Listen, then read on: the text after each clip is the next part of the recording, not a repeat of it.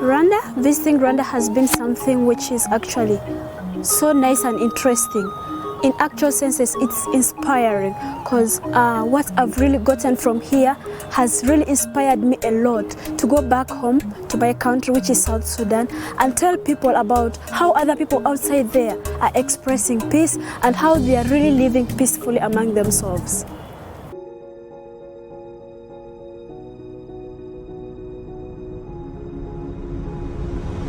My name is Peter Petia Giuliano. I came from South Sudan, and we came with a delegation of youth, 23 youth, and our coming here is to learn about the Rwanda genocide and also the process of recovery, and also some of the reconciliation villages. South Sudan is not exceptional. We are a young nation with a young people. 70% of the population are young people. So for me to be here in Rwanda and learn from our peers here in Rwanda on what they're doing is really an important exchange. The most impactful side for me as a leader and as a writer was the Kigali Memorial Center. How it impacted me is I saw how Rwanda was before the genocide. I saw how Rwanda is during the genocide, and I saw how Rwanda became after the genocide. The reconciliation village to be more impactful and educative. When I met the perpetrators and victims of the genocide, and how they build that relationship after all that happened, and all the processes that they went through to be able to live together in unity, I found that very powerful. When we went to the church, I was moved by just seeing how things happened, because most of the stories of Rwanda I heard was just in the book, which was not some of it, which was not the true story, and even in the movie, which was not the true story. But going to the church, I was moved by the place where the children were killed.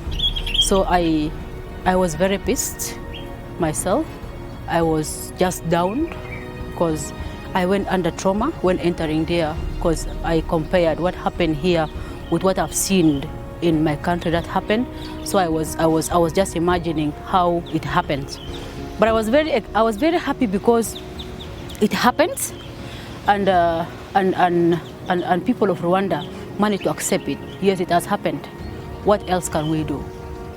And then the reconciliation that happened, the forgiveness that happened, the healing that happened, which made the Rwandans come together and think of what can we do to remember those people whom we lost. Number one I've learned here is archives. Rwandese have been able, the Rwandan government have been able to keep their history. They have been able to keep the content of what happened. Without the scars, without the clothes, without the history of what happened, we will not be here in Rwanda.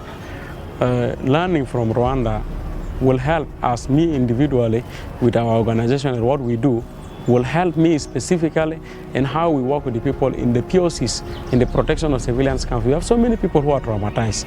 And even some people, when we are doing some of our dialogues with them, people will tell you that I will not forgive such a community because they kill most of my family members. And I think with some of these case studies and the testimonies we are getting from the cases of Rwanda will help other people to understand that it is possible if other people can forgive others. Why not them in South Sudan? Because they're the same human beings. We are in the same Africa. We are in East Africa together. So I think one thing that when we go back, in some of our dialogues and peace education that we are doing, we can reference always to the case of Rwanda and give people some of these testimonies so that they learn also that it is not only happening in South Sudan, but also those cases happen in Rwanda, which is very close to us, and also it has happened with the Holocaust in so many locations. So that is something that I can buy in, and some of the materials and the lessons that we saw here, I think we'll be in a position to also share with our brothers and sisters in different locations in South Sudan, and how we can also contribute in transforming our communities, because we believe it is not only the responsibility of the government, but also it is a collective responsibility. As an individual, we could not be only bystander, but we should be active in seeing when we see something which are bad, we need to talk about it for us to have a prosperous country and society. But what I'm going to do is I'm going to implement it. First of all, I'm not going to just all of a sudden start and implement to everyone like that. No, I need to start by myself. Because when I start to myself, I'll be exemplary to people.